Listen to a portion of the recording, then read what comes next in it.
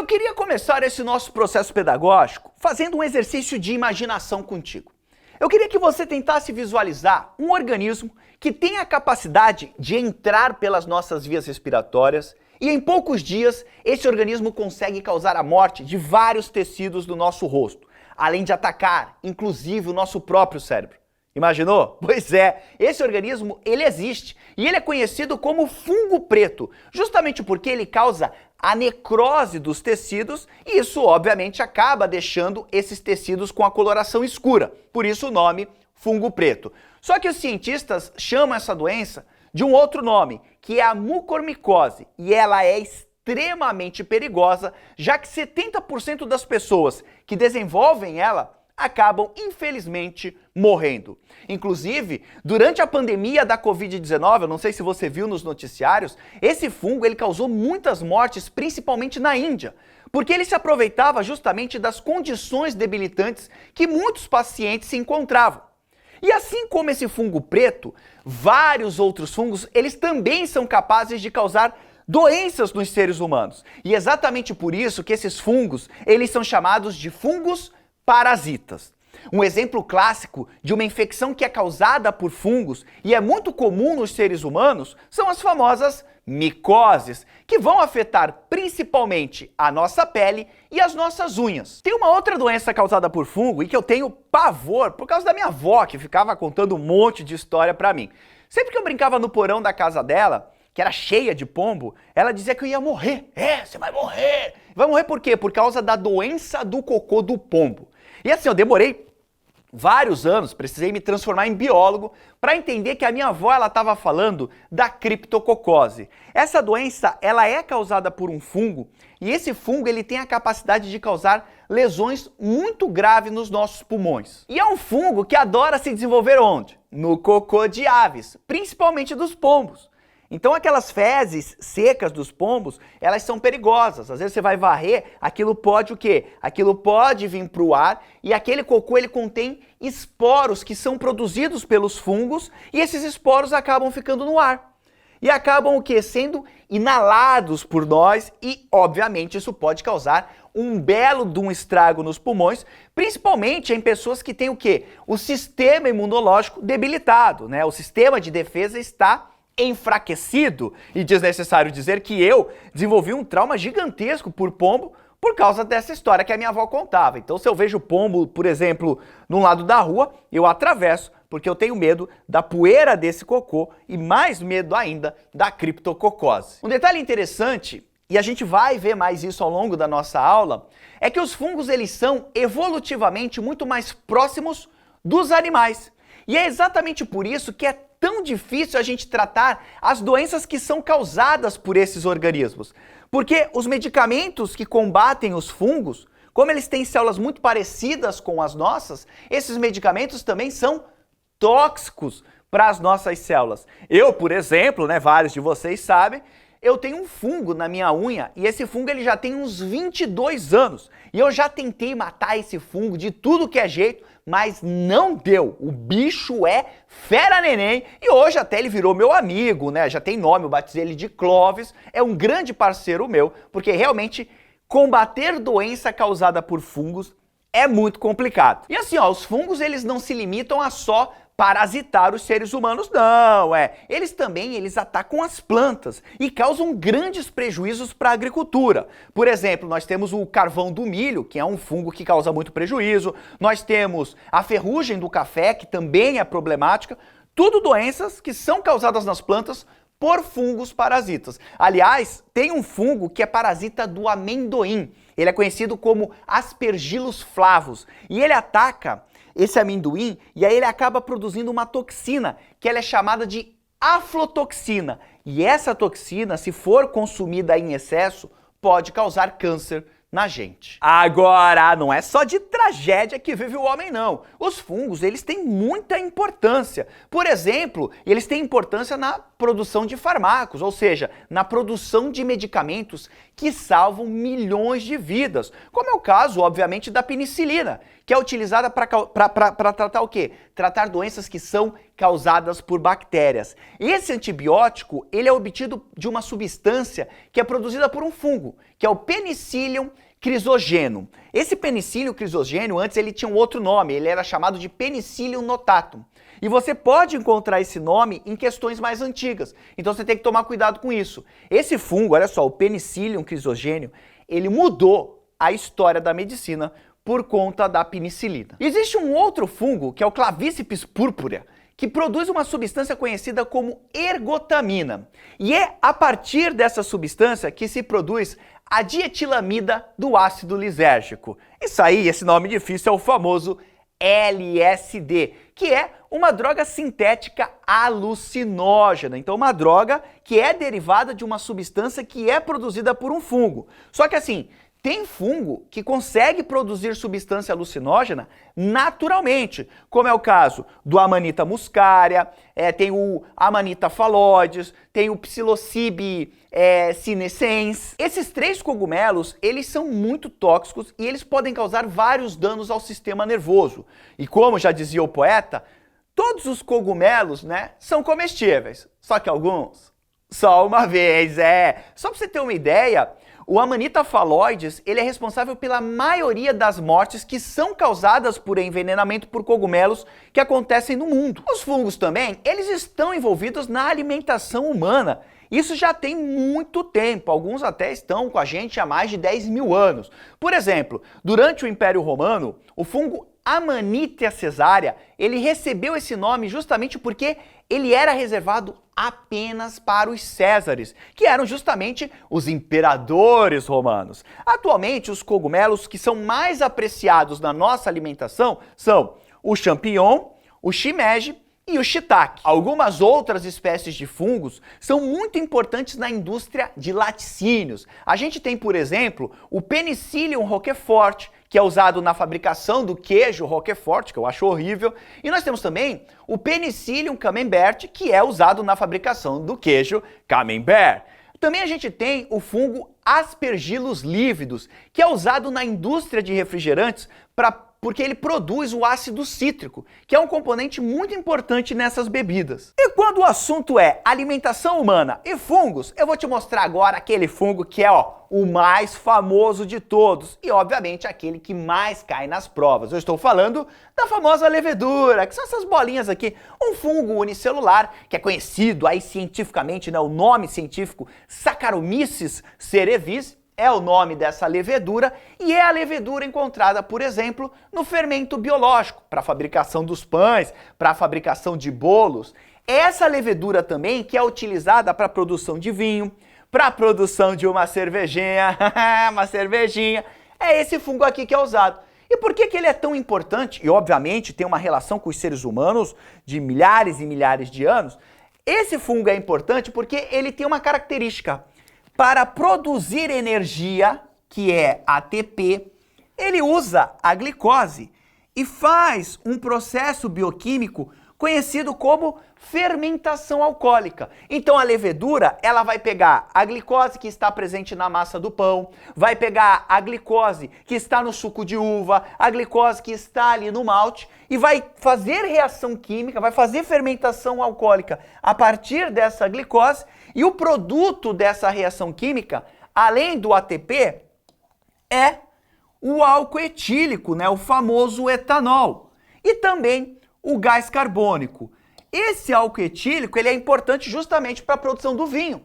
Então a levedura pega lá o açúcar do suco de uva, vai produzir álcool, temos o vinho. A cerveja é a mesma coisa, pega lá o açúcar que tem no malte, produz o álcool, temos a cerveja.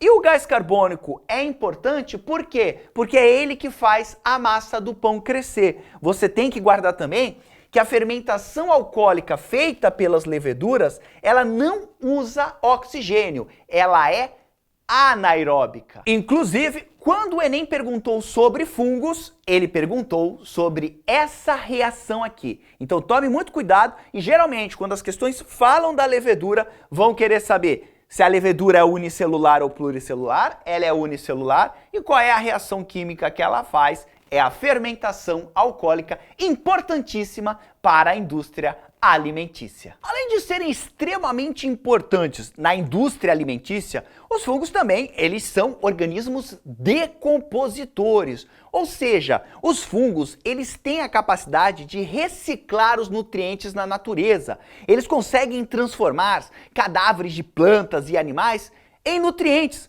para que esses nutrientes possam ser reutilizados pelos outros seres vivos que ainda estão vivos, né? Que ainda não morreram. Caso esses fungos não existissem, a gente teria um acúmulo gigantesco de matéria orgânica no nosso planeta. E isso, obviamente, iria causar um grande desequilíbrio ecológico. Então anote uma coisinha que cai direto nas provas com relação aos fungos decompositores. Esses fungos, eles são chamados de fungos saprófagos. Esses fungos saprófagos, basicamente, o que eles fazem? Eles pegam aquela árvore que está caída no chão da floresta e transformam isso em um pozinho, né, cheio de nutrientes que serão o quê? Utilizados, que vão estar no solo, obviamente, e que vão ser utilizados pelas outras plantas que estão ali. Sem os fungos e até mesmo sem as bactérias, a gente teria hoje pilhas e mais pilhas de organismos mortos por todo o planeta. Os rios seriam apenas projeções de material entulhado, nós não teríamos reciclagem de matéria orgânica. Então, sem os fungos decompositores, a gente mal teria petróleo, só para você ter uma ideia. E o capitalismo, como você conhece hoje, não existiria. Eu acho que até a gente não existiria. Além de serem grandes decompositores de matéria orgânica, guarde essa informação, os fungos eles também têm a capacidade de se associarem com as raízes de plantas e formam o que a gente chama de micorrizas. Olha só, presta muita atenção, porque esse é o assunto sobre fungos que mais cai nas provas. Quase 30% das questões que falam de fungos, elas vão falar, sabe do quê? Das micorrizas. Aliás, esse termo, né, o termo micorrizas, ele vem do grego, olha que chique, vem lá do grego.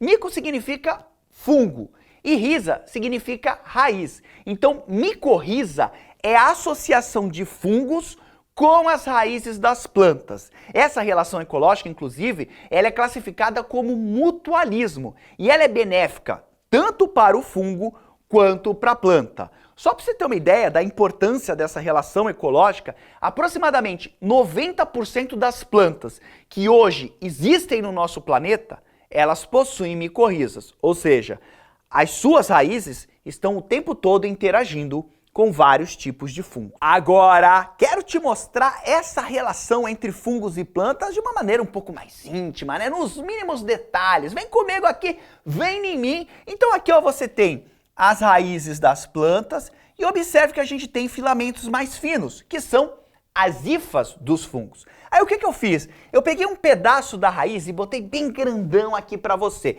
Isso aqui ó, é a raiz da planta. Então se você observar, aqui nós temos as hifas do fungo. E essas hifas, elas penetram na raiz. Elas penetram na raiz e aí elas podem atuar de duas formas. Nessa forma verde aqui, em que as hifas, ó, elas vão passando pelos espaços entre as células das raízes.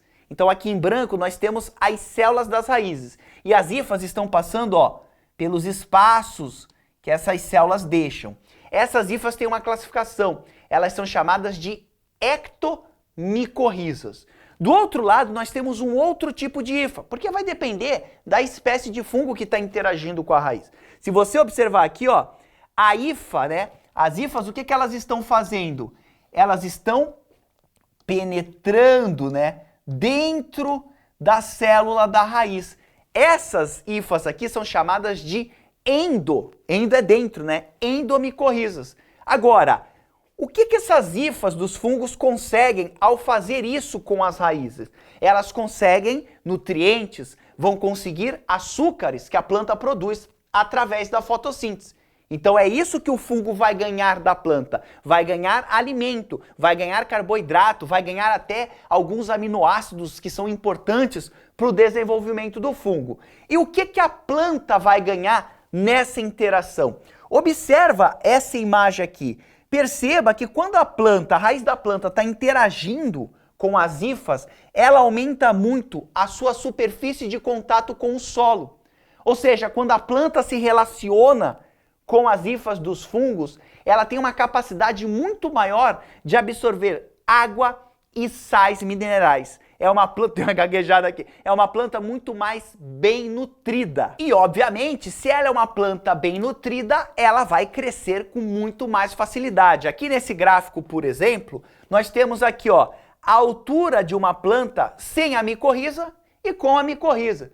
Então veja que uma planta que não tem fungos em suas raízes, ela cresce menos. Enquanto que uma planta que se relaciona com as hifas dos fungos, ela vai se desenvolver muito mais porque absorve mais água e mais sais minerais. Guarde essa informação porque geralmente a pergunta vai querer saber isso. O que que a planta ganha? Ela ganha mais superfície de contato e melhora a absorção de água e sais minerais e por conta disso ela cresce com muito mais facilidade. Agora, não sei se você reparou, mas até agora eu não falei nada para você das características dos fungos. É verdade, seu índio danado, você não falou. Não falei de micélios, corpo de frutificação, reprodução dos fungos, ascosmicetos, basidiomicetos, falei nada. Hifas, nada. Não falou nada. Só que eu já te dei 70% dos assuntos que aparecem nas provas quando o tema é fungo. Isso. Você já viu 70% do que pode cair na sua prova. Só para você ter uma ideia, 30% das questões, eu te falei sobre fungos, elas vão falar das micorrizas. Então, ó, micorrizas tem que estudar muito. 30%, os outros 30% vão falar da importância econômica dos fungos. Falei, remédios, na medicina, alimentação. E 10% vão perguntar a importância da decomposição. Agora, os outros 30% eu vou começar a te dar a partir de agora. Mas até aqui você já garantiu 70% das questões relacionadas a fungos. Então, quando você for resolver as questões, você vai ver. Ai, bem que o índio falou, realmente pergunta isso, só pergunta isso. De vez em quando ele vai dar uma variada. Então, a gente vai ter que ver agora os 30% que restam. O que são fungos? Quais são as principais características dos fungos? Quais são os grupos que formam o reino fúngico? Tudo isso a partir de agora. A primeira coisa que você precisa guardar no teu cérebro é que fungo não é planta. Pega a tua telha, pega o teu carvão e anota aí, ó. Fungo não é plantinha. A ciência que estuda os fungos, ela é conhecida como micologia, que é uma palavra que deriva sempre do nosso amigo grego, né? Onde mico significa fungo e logia, adivinhar, estudo. Então, micologia é o estudo dos fungos. Agora, assim, ó, uma jubidica de vida para você.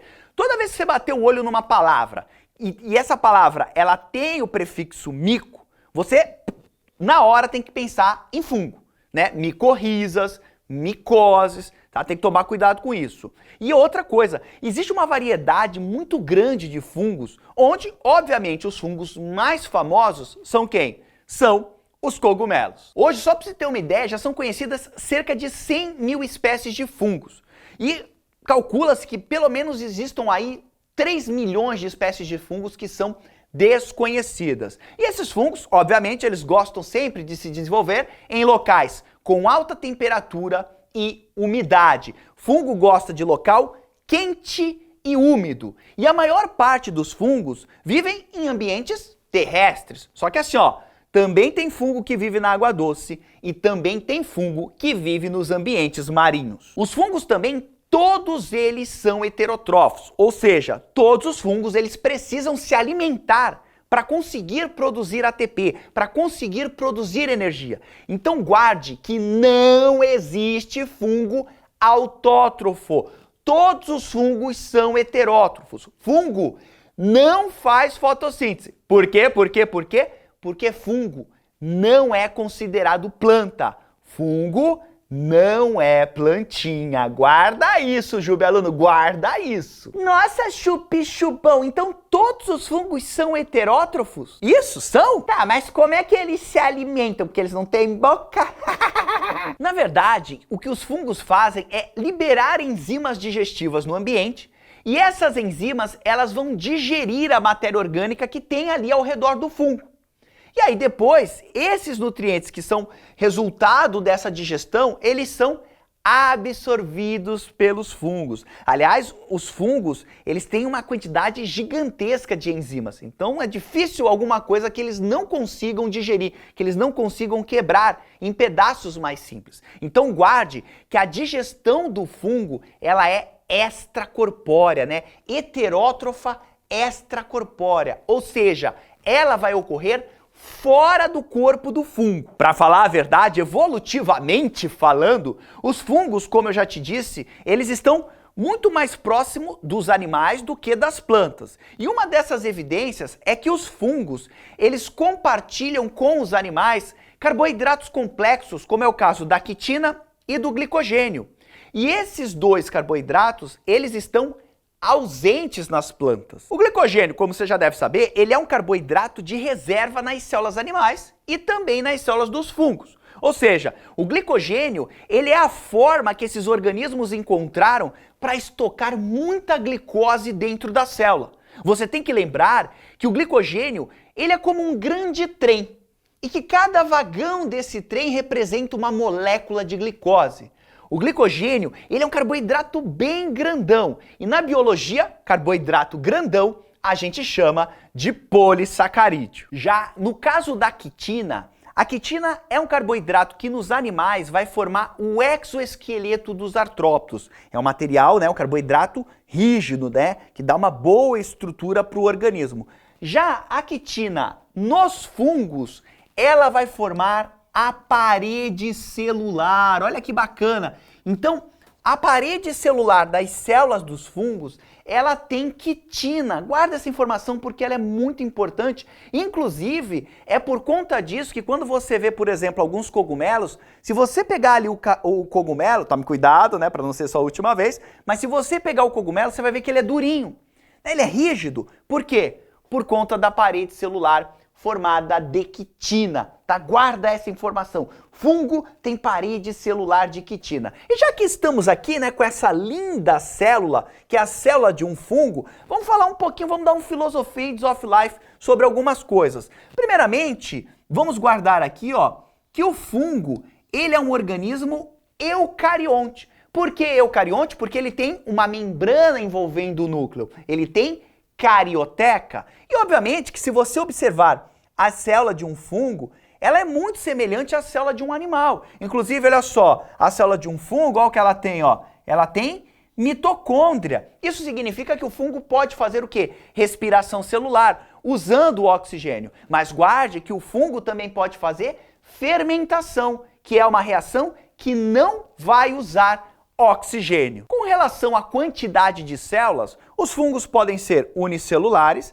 mas eles também podem ser pluricelulares. E nesse caso, como eu já falei lá nas micorrizas, os fungos pluricelulares, eles vão formar filamentos, que são conhecidos como hifas. A hifa é a base de um fungo, né, de um fungo pluricelular. E são filamentos que, se você olhar, ó, esses filamentos, eles se organizam por todo o fungo. Aliás, ser um organismo filamentoso, a gente pode dizer isso, né, que os fungos são filamentosos, é muito importante, porque são organismos que sobrevivem da absorção de nutrientes que estão no ambiente. Então, quanto mais filamentoso você for, evolutivamente falando, maior a sua vantagem, né? Você vai conseguir ter muito mais sucesso no ambiente. E quando o assunto são as hifas, nós temos dois tipos de hifas. Nós temos a hifa septada, que basicamente, se você olhar, é um filamento que possui septos. Então, você tem uma certa divisão entre o citoplasma das células. E nós temos as hifas, que são hifas cenocíticas. Nesse caso, você vai ver que a hifa, ó, ela não tem septos. Então, o citoplasma das células, meio que eles ficam todos conectados. E a hifa acaba se tornando, né, como se ela fosse uma grande célula polinucleada, porque não existe essa divisão, não existe esse septo. Quanto mais primitivo for o fungo, hifa cenocítica, mais as hifas vão ser desse jeito aqui. Quanto mais evoluído for o fungo, as hifas vão se organizar dessa maneira aqui. Quanto mais complexo, evoluído é uma palavra perigosa de se usar, mas quanto mais complexo for o fungo, as hifas que você vai encontrar nele são hifas septadas, que tem uma maior organização aqui para ele poder fazer as suas atividades do dia a dia. Agora, ó, vem em mim. O conjunto de hifas forma o que a gente chama, olha aqui, ó, de micélio. Então, o micélio, ele é o conjunto de hifas. Então, isso aqui, ó, tá vendo esse desenho? Ó, tem um conjunto de hifas. Isso aqui é um micélio. O micélio não é um tecido verdadeiro, como é, por exemplo, nos animais nós temos tecido epitelial, tecido conjuntivo, são tecidos verdadeiros. O micélio não. O micélio não é um tecido verdadeiro, ele é chamado até de pseudotecido. E aí o micélio, ele geralmente tem duas funções no fungo. Ou ele é chamado de micélio vegetativo, que é a parte do fungo responsável pela nutrição. Essa parte aqui, ó, esse micélio que está aqui cheio de hifas no solo, ele é um micélio que está fazendo o quê? Fazendo a digestão de tudo que tem ali da matéria orgânica e absorvendo esses nutrientes. Ele é chamado de micélio vegetativo. Lembra que você come vegetais, então micélio vegetativo responsável pela nutrição do fungo. E nós temos também, ó, o micélio reprodutivo, tá? Que aqui você tá vendo que é essa estrutura do cogumelo, bacana. Essa é a parte reprodutiva do fungo, tá? Então quando você vê um cogumelo, aquilo é a parte reprodutiva. E aquilo tem até um nome, é chamado de corpo de frutificação. Tá? Então o chapéu do cogumelo aqui, você pode chamar aquilo de corpo de frutificação e a função é uma função reprodutiva. É aqui nessa estrutura que são formados os esporos. E esses esporos vão ser liberados, vão se deslocar pelo ar, vão cair em algum ambiente e vão formar um novo fungo. Só para você ter uma ideia, os esporos eles podem percorrer até 160 quilômetros de distância. Ou seja, um fungo que está em São Paulo, ele pode produzir um esporo que é levado pelo ar e que vai germinar, sabe onde? Em Aparecida. Então lá em Aparecida tem lá a imagem de um santo que está, por exemplo, com um problema de mofo. O esporo que deu origem a esse mofo, ele pode ter vindo de um fungo que está em São Paulo. Olha que loucura! E é exatamente por isso que os fungos, eles conseguem se espalhar por tudo quanto é canto. E você mesmo que está aí me olhando, você pode inalar todos os dias milhares de esporos. Mas Jubão, como é que esses esporos são produzidos pelos fungos? A primeira coisa que a gente precisa saber é que os esporos, eles são produzidos dentro de estruturas que parecem urnas, né? Parecem vasos assim. E essas estruturas, elas são chamadas de esporângios. Inclusive, anjo vem do grego e significa urna, significa vaso. Um detalhe interessante é que, por exemplo, nos cogumelos, esses esporângios, eles se localizam, sabe onde? Naquela região que parece um chapéu. Então é naquele chapéu que o cogumelo produz os seus esporos.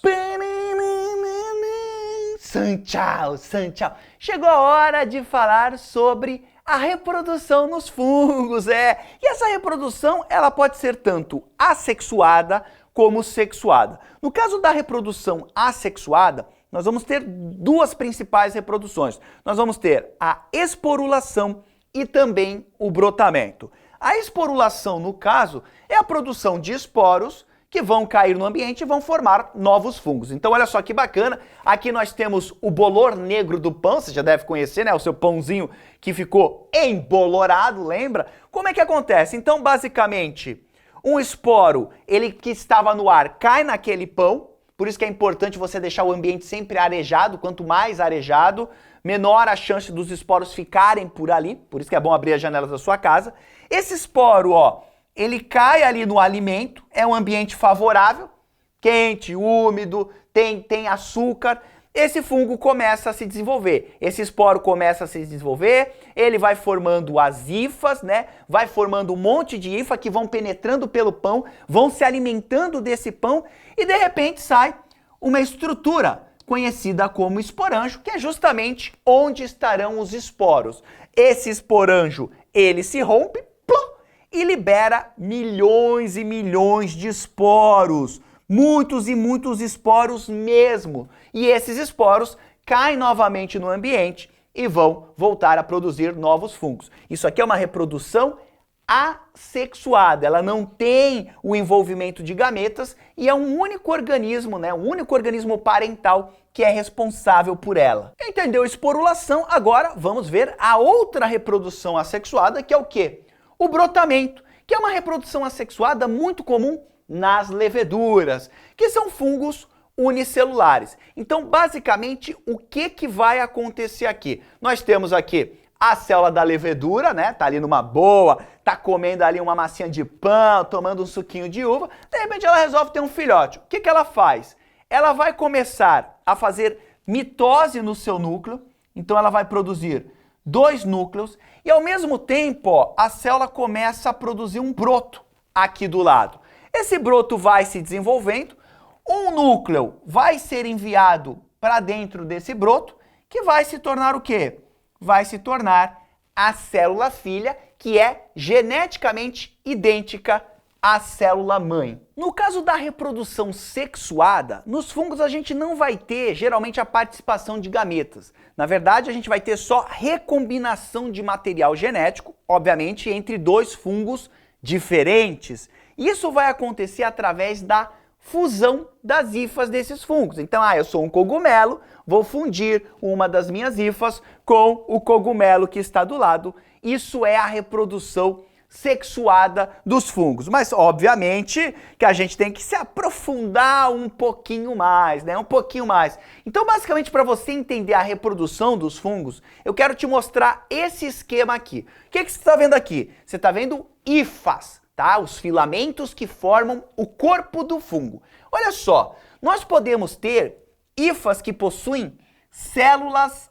haploides, certo? Então essas células haploides aqui, elas vão ter metade do número de cromossomos que a espécie de fungo deveria ter. Então se é uma espécie de fungo que tem 16 cromossomos no seu núcleo, em específico algumas células das hifas vão possuir núcleo com metade disso, apenas com 8 cromossomos. Agora, o fungo, o que vai fazer? Quando ele faz a fusão de 2 hifas que têm núcleos haploides, então aqui é a hifa de um fungo, aqui é a hifa de outro fungo.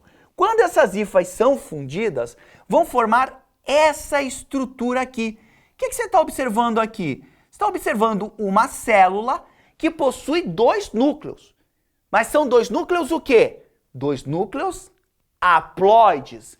Essas células, elas são chamadas de células dicarióticas. Células dicarióticas são aquelas células que têm 2 núcleos haploides. E vai acontecer um momento em que esses 2 núcleos, eles vão sofrer cariogamia. Eles vão fundir, eles vão se transformar num único fungo, como você está vendo aqui. E aí essa célula agora vai ser uma célula diploide, né? Agora sim essa célula vai ter novamente 16 cromossomos. Mas suponhamos que essa célula aqui, que pertence a uma hifa, resolva de novo fazer reprodução, queira fazer mais fusão de hifas.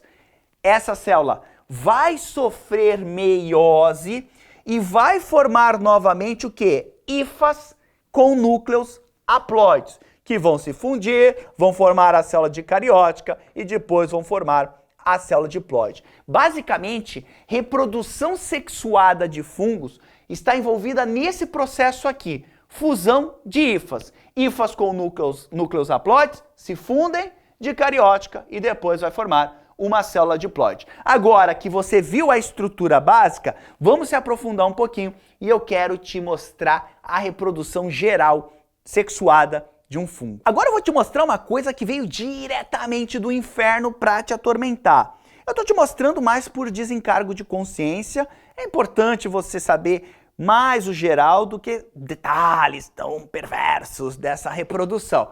Mas eu vou te mostrar ela mais para que você pelo menos tenha contato uma vez com a reprodução de fungos quando ela envolve a fusão de hifas. Então, obviamente, se envolve fusão de hifas, olha só, a gente tem aqui uma hifa haploide e aqui nós temos outra hifa haploide.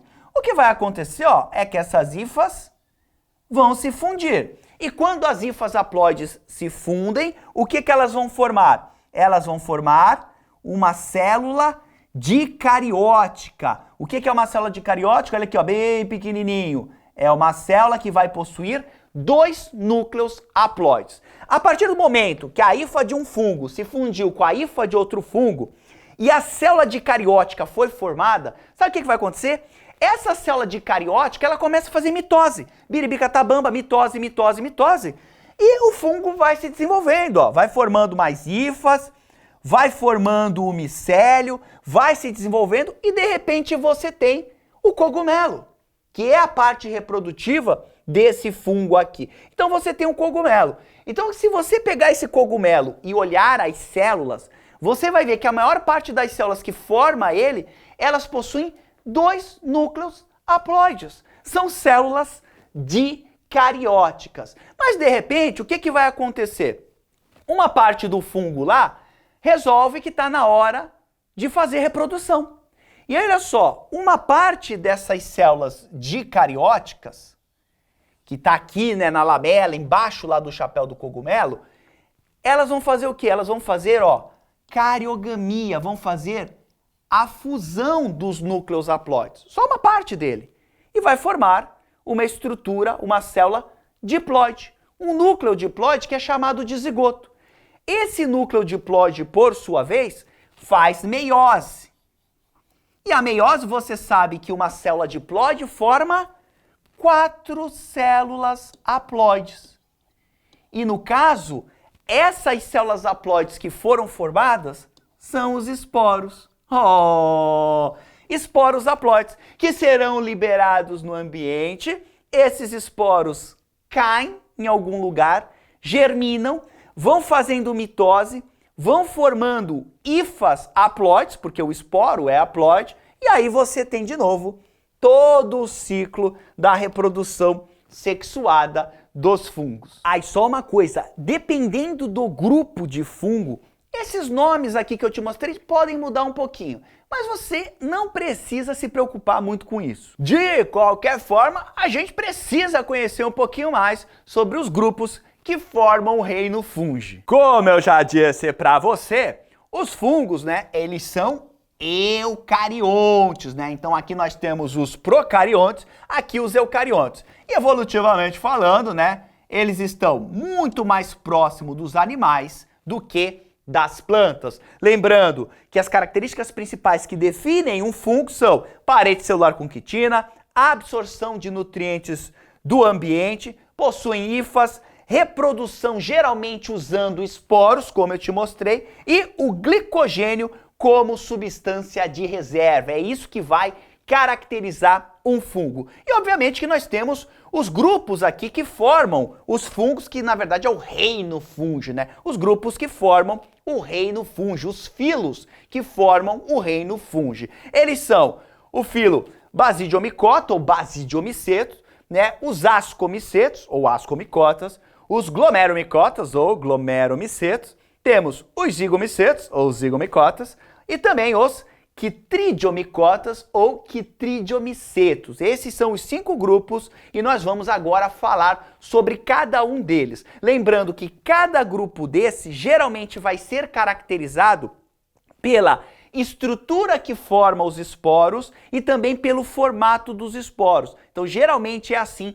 que a gente consegue diferenciar um fungo do outro. É um grupo extremamente diversificado. Você viu, tem ser unicelular, tem cogumelo, tem um monte de coisa e são diversificados porque fazem muito sucesso no ambiente, principalmente por conta da reprodução usando esporos. Então eu consigo espalhar o meu material genético por muitas partes do ambiente. Bora começar então com o nosso primeiro grupo de fungos, que são os quitridiomicetos ou quitridiomicotas. O que caracteriza esse grupo aqui é a presença de esporos com flagelos. E por que será que um fungo gostaria de ter esporo flagelado? Porque é um grupo de fungos que vive na água. Então os esporos aqui precisam ter flagelo. E o mais interessante é que esse grupo aqui é o mais antigo quando a gente fala dos grupos de fungos. Foi o primeiro grupo, um dos primeiros grupos a surgirem no planeta Terra. E qual é a pista que ele nos dá? Que os fungos começaram o seu lifestyle, né, a sua vida na água, e depois, aos poucos, eles foram conquistando o ambiente terrestre. Olha aqui, ó, só analisando um grupo, olha quantas informações você pode ter. Nesse grupo aqui, temos tanto fungos unicelulares como fungos pluricelulares, e esse grupo de fungos, eles se reproduzem tanto assexuadamente como sexuadamente. Um detalhe interessante é que aqui nesse grupo dos Chytridiomycetos existe um fungo extremamente problemático que está matando uma quantidade absurda de anfíbios. Inclusive, ele já foi responsável, olha só, pela extinção de 200 espécies de anfíbios, sapos, rãs, pererecas. Esse fungo, ele é conhecido como BD. E ele causa uma doença que ela é conhecida como chytridiomicose, que vai atacar justamente a pele desses animais e ela vai deixar essa pele mais grossa.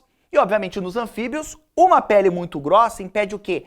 A troca gasosa para a respiração cutânea. E aí esses animais acabam morrendo, geralmente por parada cardíaca. Aliás, o surgimento desse fungo que está exterminando os anfíbios de todo o planeta está relacionado com o comércio da carne de rã. Já os fungos conhecidos como zigomycetos se caracterizam pela presença dos zigósporos. Ai meu Deus, Zubilu, o que são os zigósporos? É o seguinte, esse grupo de fungo aqui, que também vai se reproduzir tanto assexuadamente como sexuadamente, quando eles se reproduzem sexuadamente, você tem a fusão das hifas. E a fusão das hifas, ó, vai formar essa estruturinha aqui. Isso é um zigósporo. Então todo fungo, ou a maior parte dos fungos que fazem essa estrutura, são colocados dentro do grupo dos zigomycetos. Aliás, é nesse grupo aqui dos zigomycetos que nós temos o famoso bolor negro do pão. Guarda essa informação.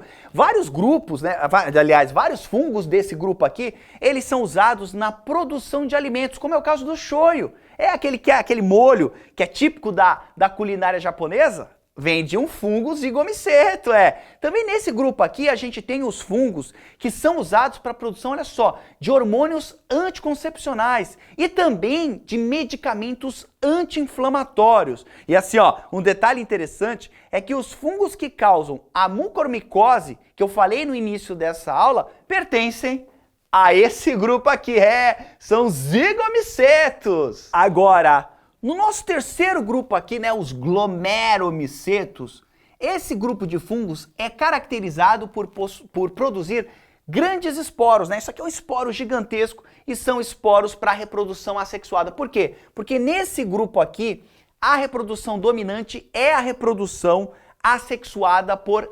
esporulação. Aqui tem uma informação muito importante, porque a maior parte dos grupos que fazem as micorrizas, que formam as micorrizas, aquela relação mutualística com raízes de plantas, pertencem aos glomeromycetos. A maior parte dos fungos que fazem isso estão nesse grupo aqui. Então, esse grupo aqui, ele é importantíssimo. Esse grupo aqui, ele mudou a história da vida na Terra. Foi esse grupo aqui, inclusive, que permitiu que as plantas conquistassem o ambiente terrestre. Porque as plantas primitivas que estavam na água, elas não tinham raízes bem desenvolvidas. Mas aí, quando se associaram a esses fungos aqui, elas tiveram a capacidade de começar a habitar o ambiente terrestre. Olha que loucura! Então, olha só, agora a pira do processo pedagógico.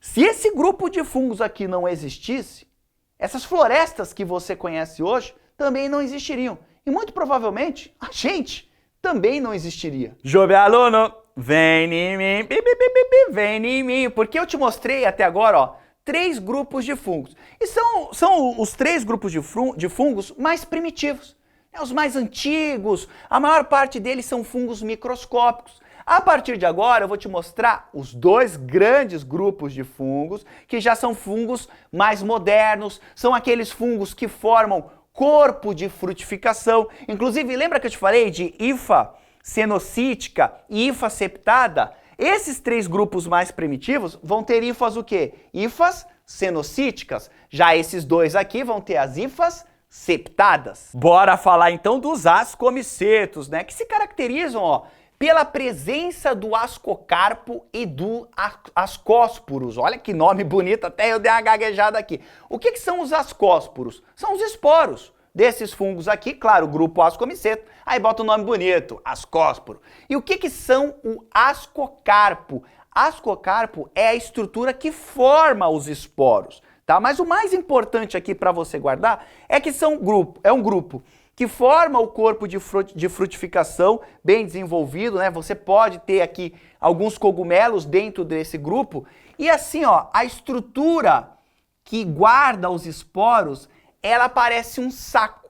Inclusive, asco, se você inverter o S e o A, fica saco, ficaria sacocarpo, não é um nome muito bacana. Mas a estrutura que guarda os esporos tem um formato de um saco e é isso que vai caracterizar os indivíduos que estão dentro do grupo Ascomiceto. Aliás, os ascomicetos, eles são o maior grupo de fungos que existe. E além da levedura, a levedura ela tá aqui, então você tem indivíduos unicelulares, tá bom? Que a levedura que eu falei para vocês é responsável pela produção de bebidas como o vinho, a cerveja. Aqui nesse grupo também a gente vai encontrar a trufa, que é muito apreciada na culinária, o bolor do pão, o penicillium, que é o gênero produtor do antibiótico penicilina, e também nós vamos encontrar o penicillium que forma os queijos Roquefort, o queijo Camembert, além ainda de vários parasitas de plantas, como é o caso do Aspergillus flavus, né, e também do Clavíceps purpureus, que vão atacar os cereais. Também é no grupo dos ascomicetos que a gente vai ter a famosa Candida albicans, que vai causar várias infecções nos seres humanos, e também é aqui nesse grupo que a gente vai ter a Candida aureus, que é conhecida hoje como o superfungo, justamente porque ela é extremamente resistente à maior parte dos medicamentos que combatem os fungos. Aqui também nesse grupo dos ascomicetos, a gente vai ter um fungo muito peculiar que é um fungo predador. É isso mesmo, um fungo que vai caçar vermes cilíndricos, né, nemateumintos, e vai se alimentar desses animais. Basicamente o que esses fungos fazem é que eles têm hifas que se organizam na forma de anéis. E essas hifas, elas secretam uma substância pegajosa, que vão se fechar quando o verme passa por elas. E aí, a partir daí, com o verme preso, o fungo ele começa a produzir outras hifas que penetram no animal, lançam suas enzimas e começam a digestão extracelular e extracorpórea. E por último, a gente chega no grupo dos basidiomicetos, que se caracterizam pela presença do basidiocarpo, que é a estrutura produtora de esporos, que parece aqui um cálice, né? Parece aqui uma raquetezinha de tênis. E você vai ter também a presença dos basidiósporos, que são os esporos desse grupo aqui, que pode se reproduzir tanto assexuadamente como sexuadamente. Inclusive, a reprodução que eu mostrei para você é uma reprodução de basidiomiceto. A característica principal desse grupo é que parte dos fungos que estão aqui vão formar o corpo de frutificação no formato de chapeuzinho, né? É aqui que nós vamos encontrar os fungos orelha de pau, é aqui que a gente vai encontrar o Amanita muscaria. Aliás, é dentro do grupo dos basidiomicetos que a gente vai encontrar vários fungos que são comestíveis, como é o caso do champignon, e também aqui a gente vai encontrar os cogumelos venenosos, como o Amanita muscaria. Aqui também a gente vai ter muitos fungos parasitas de plantas, como é o caso das ferrugens, e você também tem que guardar que os basidiomicetos são fungos que têm uma importância muito grande no processo de decomposição de matéria orgânica. E no vestibular? Obviamente que fungo é um assunto que cai em todos os vestibulares, mas assim, ó, se você vai fazer Estadual do Ceará, Estadual de Maringá e a Unesp, tá? Você que é a Estadual de São Paulo, você tem que tomar um cuidado muito especial com esse assunto, porque esses vestibulares eles são apaixonados por fungos. Inclusive quando você pega a prova, já vem um cogumelo preso nessa prova, tamanho o amor que eles têm por esse assunto. Então toma muito cuidado. No caso do Enem, fungos é um assunto que já caiu, mas é muito difícil de aparecer. Maravilha? Então nessa videoaula você aprendeu muita coisa sobre os fungos. Você viu que os fungos são eucariontes e podem ser decompositores, parasitas, mutualísticos e até mesmo predadores. Você também aprendeu que os fungos podem ser unicelulares, como é o caso das leveduras, ou pluricelulares, como é o caso dos cogumelos. Muitos fungos são formados por numerosos filamentos, que são conhecidos como hifas, e a união dessas hifas formam os micélios. A reprodução nesse grupo pode ser do tipo assexuada, por brotamento e principalmente por esporulação, onde são formados os esporos que, ao caírem no ambiente favorável, acabam iniciando a formação de um novo fungo. Os fungos também podem se reproduzir sexuadamente pela fusão das suas hifas. E os principais grupos de fungos são os basidiomicetos, os ascomicetos, os glomeromicetos, os zigomicetos e os critidiosmicetos. Não esqueça que os fungos se relacionam com as raízes de plantas e formam o que a gente chama de micorrizas, e também se associam com algas, formando os líquens, que será o assunto de uma outra aula. Maravilha? Eu espero que depois dessa aula você tenha compreendido que sem os fungos, o mundo atual, esse mundo que você conhece, ele não existiria. E provavelmente nem eu e nem você estaríamos aqui. Olha que pira! Então assim, ó, quando você sair agora da sua casa, abrace um cogumelo, agradeça esse cogumelo. Só toma cuidado para não ser aquele cogumelo com o chapeuzinho vermelho, né? Porque senão esse poderá ser o seu último abraço. Maravilha? No mais, lembre-se sempre, o sucesso é para quem acorda faminto por ele todos os dias. E aí eu te pergunto, qual é o tamanho da sua fome? Tá com fome de sucesso? Então, ó, bora pra cima, bora acordar todos os dias focado na sua missão maior, que é a glória, que é a sua aprovação. Legal, hein? Desnecessário dizer que foi um grande prazer estar aqui com você. Um grande abraço. Tchau!